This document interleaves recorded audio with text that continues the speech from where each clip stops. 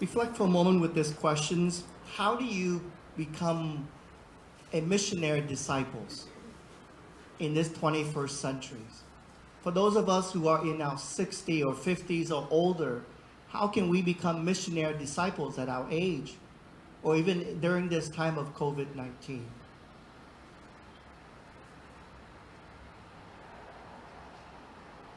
Again, greeting to all of you and blessing to your loved ones, especially our parishioners and CCS family who are watching us on this live streaming Mass.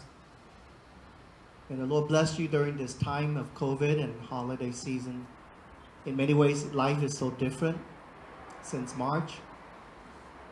Today we come to honor our Lord Jesus Christ. The first two Sundays, the theme is The Lord is Coming, where the church helps us to kind of prepare our soul, our spirit for the birthday of Jesus. But on the third and fourth Sunday, the theme move a little bit more intense, moving from saying the Lord is coming to the Lord is near. When something is near us, there's a lot of excitement, there's a lot of anticipation, and this excitement and anticipation, there's somewhat a spirit of joy.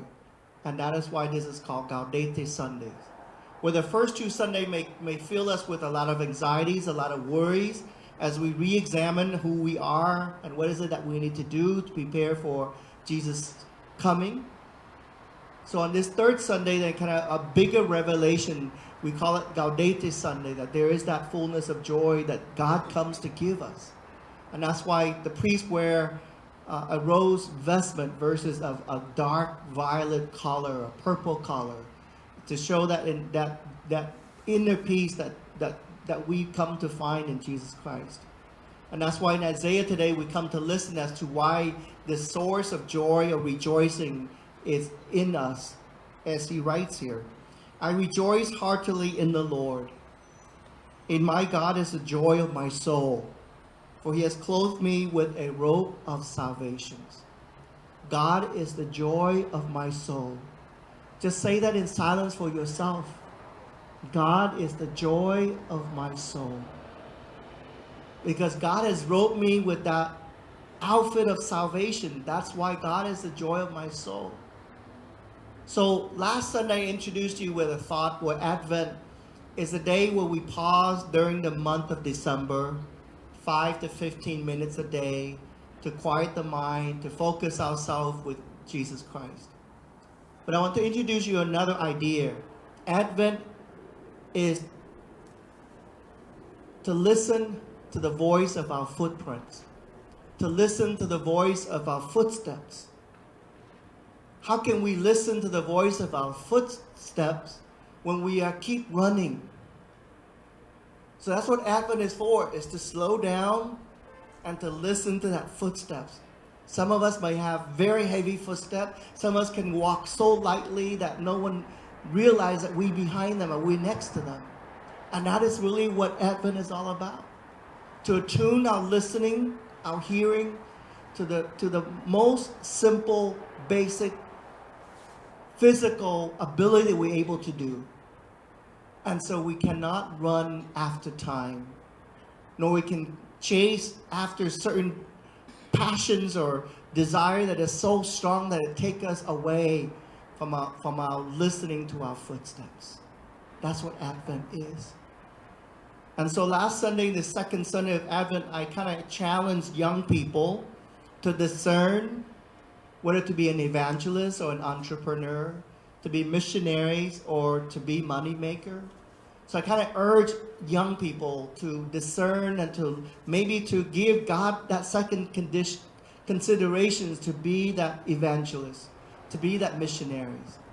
And so that's why I asked you in the beginning of my reflection is, how can we become missionary disciples? It really is a new term that we've established, where because we often made a mistake saying that being a missionary is I have to go out of California, I have to be in another country. How can I be a disciple of Jesus when I'm not a priest or a nun? So this term missionary disciples kind of help us to realize our own baptismal calling, that God has called each one of us to be in the midst of our families, to be in the midst of our church, to be in the midst of, at the end of the world maybe, to be that missionary disciples. So listening to the call of Jesus by going through and unite ourselves with the church. And so part of this missionary disciples is an awareness that we are not called just to be maintenance, but we are called also to be missions. So when you and I become Catholic, we are not just to maintain our faith and our belief by going to church, by saying the prayers and memorizing different prayers, but it's beyond that, to be missions.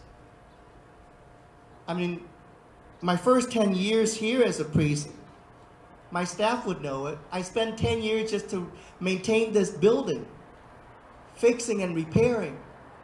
It wasn't probably the last 3 to 5 years that I get to be missions, where I feel like I'm not a maintenance person anymore, but I'm on part of the mission to evangelize the faith. And that's what this whole missionary disciples is all about. So today, the scriptures kind of gave us St. John the Baptist. He became that missionary disciples.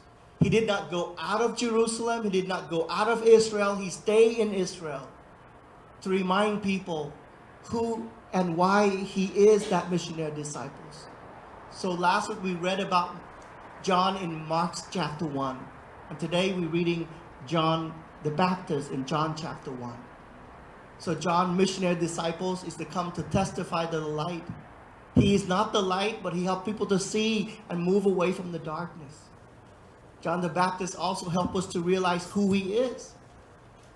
As he answered these questions from the priests and the Levites, he said here, I am not the Christ. I am not Elijah, nor am I one of the prophets. I'm just a voice crying out in the desert. Make straight the way of the Lord.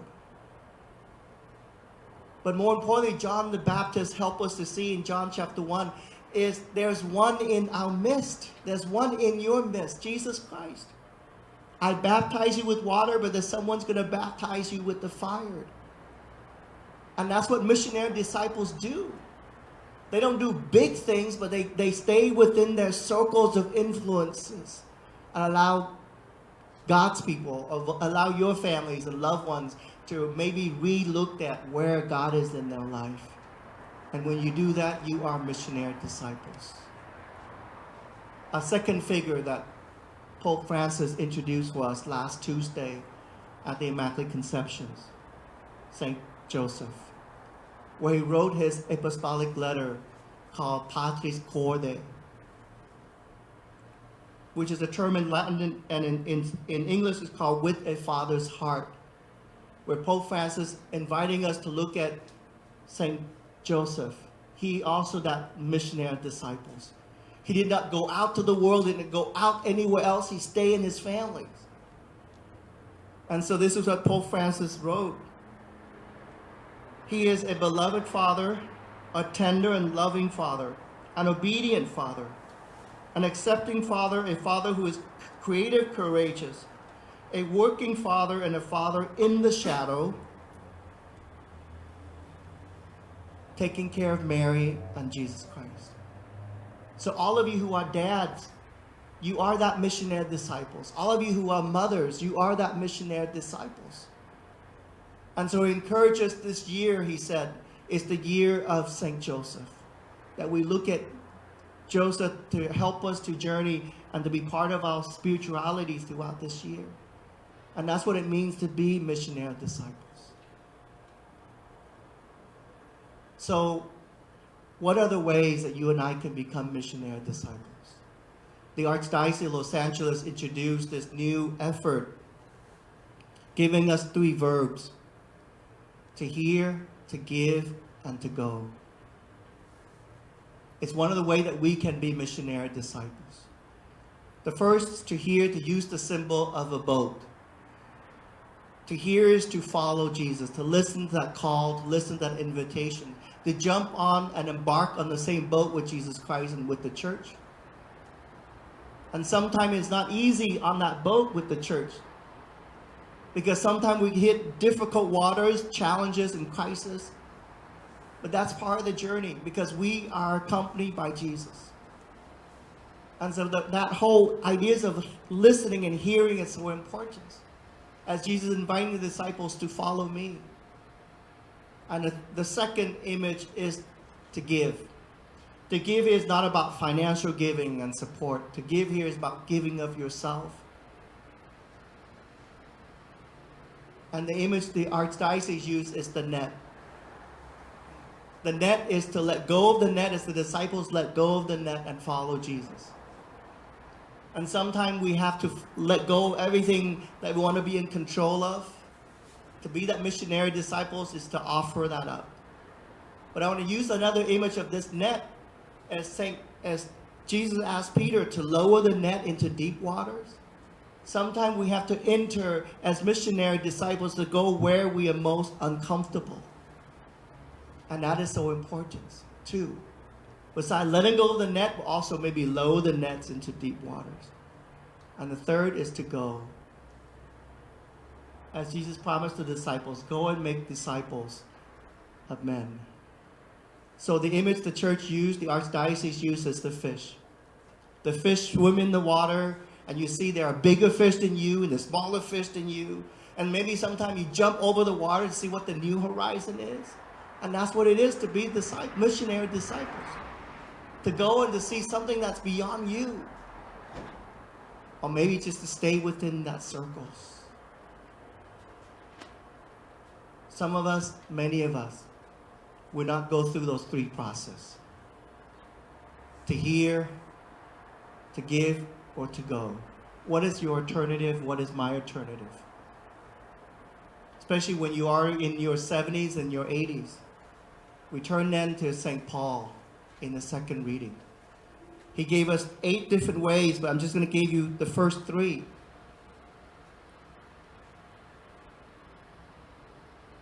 Rejoice always, pray without ceasing. 3, in all circumstances give thanks, for this is the will of God for you in Christ Jesus. Rejoice, pray, and gratitude. So for those of you now already in your 60s and 70s and 80s that, I have done all of that. How do I know that I am a successful missionary disciples? So Mother Teresa today gave us this beautiful, it's like a gauging point.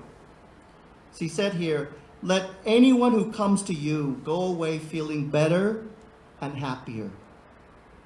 That is the first point. That you becoming an effective missionary disciples. When people come to you and they leave away from your home or from your place, they feel emotionally better and happier. She said here, everyone should see goodness in your face, in your eyes and in your smile. Joy shows from the eyes. Joy appears when you speak and when you walk. Joy is very infectious. So if there's that joy in your eyes and in your face, then you are also becoming that effective disciples. And so let us again journey in this 3rd Sunday of Advent, that we are called to be missions, as well as to be maintenance of our faith.